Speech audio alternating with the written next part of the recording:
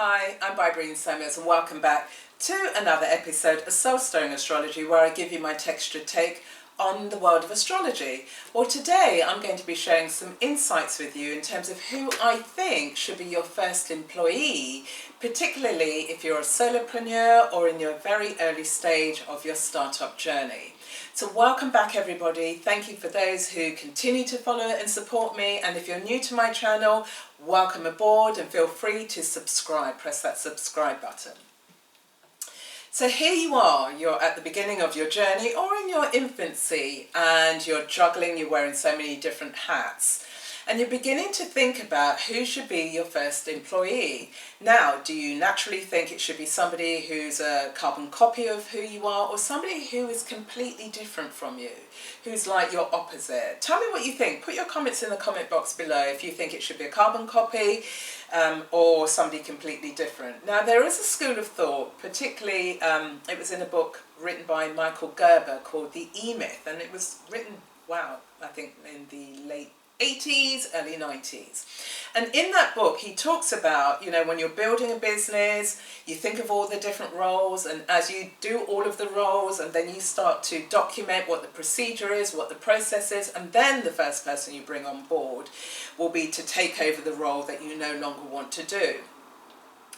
That has its place, but that's more towards when you're prepping and getting ready to sell your company. You know, you're looking at your exit strategy, and over a period of time you would have built up those processes. But actually here you are in your infancy, and particularly we're going through the survival phase of business at the moment with all of this COVID-19. So you need to be thinking more strategically about who is it that I actually need. Now, astrology can help you here because firstly, you need to look at your own sun sign, because your sun sign is about your conscious identity, you know, your persona that you bring out into the world. It's very linked to your ego. You know, it's your personality, your character is who you understand yourself to be. So let's take, for example, you're somebody who has the sun in Virgo and it's conjuncting Saturn. So a Sun Virgo person, you're somebody who likes to dot the I's and cross the T's and have the spreadsheets and have the list and have the plan and the next plan and the strategy all laid out in front of you, and that gives you a sense of security. There's an aspect of your personality whereby you're a bit of a perfectionist and you take pride in that, particularly if you've got Saturn running alongside your Sun. Now Saturn there gives you, it gives you structure, it gives you foundation, so it gives you a deeper sense of security. Now that's great, you've got everything laid out very nicely and you can keep ticking off your list. Now, do you think it should be somebody like you who's brought on board? Could you imagine having two of you who are very detail orientated? What would actually get done? You'd be so good at ticking off things, but what about implementation and what about execution? And so really what you're looking for is somebody who's like very different from you. You need somebody who's going to breathe life into those lists. And so therefore you need somebody who is able to sell your concepts, sell your ideas. Don't forget, you know, Virgo is ruled by Mercury. So Mercury is about, you know, your thinking capacity, you know, your dreams, grounding them, and then somebody who's able to take them and turn your dreams and your ideas into reality, take your vision out into the world. So somebody who is orientated around the details is a very operational, operations-driven type of CEO or leader. And so this type of person needs a salesperson who's able to go out into the world, who can market, who can promote, who can sell. And so this brings about Jupiterian qualities, because Jupiter is associated with all of these things. You know, it's about bringing abundance and good feeling and goodwill. It's where luck is in your chart, and it's where you're bringing additional levels of luck into your business. Jupiter is also about expansion, you know, expanding upon your ideas and then selling that vision. You know, Jupiter is very much the blue sky thinker. So you need to be looking at, bringing on a salesperson, and then the planet that would be associated with that would be Jupiter. So somebody like Richard Branson, for example, he has his sun in the 12th house in Cancer. Now, although his sun is in the 12th house, which is the house that is hidden on one level, it's the house that's behind the scenes of life, but it's also the house whereby you can take centre stage in your life. And so somebody like Richard Branson has demonstrated that over the decades. Somebody who has personal planets in the 12th house is somebody who can own their kind of presence in the world. They will have an impact on the world. Now, in his own personal chart, he equally has Jupiter in Pisces, and it's trining Uranus. So Jupiter in Pisces is in a very strong position. Reason being is because Jupiter was the first ruler of Pisces, and Jupiter is about looking at the world, taking a very global perspective and sharing that with the world. And so it's got a double signature there, because you've got Jupiter, which is about the world, you've got Pisces, which is about the world. It's a triple signature actually, and then you've got the sun in the 12th house, which is equally about the world. So as we've understood, Richard Branson, he's somebody who's able to go out into the world, market, promote and sell. So he's an initializer, he's a catalyzer, he initiates things. His MC is in the 10th house and it's in Aries. So he's somebody who can kickstart things on a global stage. But no doubt he has lots and lots of people, and even in his infancy, no doubt his initial employees may have been Earth employees. The reason being is because his 6th house is in Capricorn, which is opposing his 12th house. And so although he's this great blue sky thinker, what he needs are people who are able to ground his visions and ground his ideas. And hence why, you know, people with Capricornian energy or having a Saturn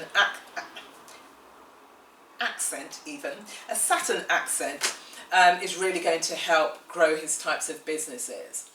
Now let's say, for example, you're somebody who's really into product design, and I see this a lot. You know, I've just retrained as a software engineer, and I'm just exploring and looking at the landscape of technology, and there's a multitude of people who are great at building things, and they're there beavering away and building. However, they're not very good communicators, they don't know how to market, they don't know how to position, they don't know how to sell their product. They're sitting there beaming, but actually they don't know how to get it out the front door. So somebody who is product driven or a product developer, you're going to need possibly a finance person who is able to help you think commercially about your product and to price your product. So you could be looking at somebody who, as I said, is financially orientated, and or you're looking at a salesperson. So the salesperson would obviously go out and sell your product. But if you haven't got a handle on the business side of what your product's about, then your salesperson is going to struggle in some way, shape or form. Let's say you're the type of leader who's very air orientated, you're a great conceptual thinker. Let's say that you have your sun in Aquarius. You can take a global perspective, you love to kind of reflect on ideas and concepts, you can read the zeitgeist, and what you're doing is you're sort of categorizing what's going on around you, and then you create this symphony in your mind. You think, wow, isn't this a wonderful grand idea? However, somebody like you is going to need, again, somebody who's able to take your ideas and turn them into something, transform them into something. Ground your ideas in a way that's going to be meaningful, so you move from off the page into reality. So there you have it. There's some ideas in terms of who could be or who should be your first employee, looking at it from a sequential point of view, understanding it from an astrological point of view. So there you have it, beautiful people. Put your comments in the comment box below. I'd love to hear your views. What sign are you? What is your sun sign? Put it in the comment box below. Also, feel free to like this episode and share it with anybody in your network that you think would really benefit from it. And also subscribe to my channel. And the reason why I'm inviting you to subscribe to my channel is because you can continue with the tried and tested ways of recruitment, to bring in your next employees, or you could be relying on algorithms to work out the personality of your next employee. That's tried and tested, you already know that. We're living in changing times. Why not consider this alternative viewpoint whereby you're able to really dig deep into who you are, so that brings clarity and understanding about who you are when you're wearing the hat as a CEO, but you're not just a CEO, you're a human being, so it's about understanding what makes you up, what makes you tick. Astrology is brilliant for that. But also in terms of who's going to be the best people to bring into your environment, into your world, which your natal chart would be able to help you with immensely.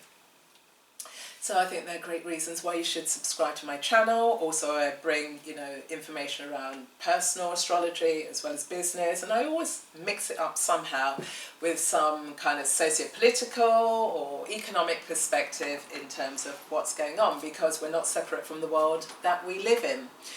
So, will you consider astrology as a way to help galvanize, as a way to create leverage in your business? Put your comments in the comment box below. Also, if you're somebody who's looking to revitalize your business model and using astrology and understanding astrological cycles, then I would love to work with you, I'd love to hear from you, and I would love to add value to what it is that you're doing, be that on a personal level as well as creating leverage in your business. So get in touch. And you can get in touch. Why don't we continue jamming, not only here on YouTube, but also come and join me on Instagram. I would love to connect with you there. There I share stuff about astrology as well as technology, a slice of life, that kind of thing, but would love to connect further with you. If you'd like to get in touch, just DM me or drop me an email at bybreensamuels@googlemail.com. Stay well, and I will see you on the next episode. Bye.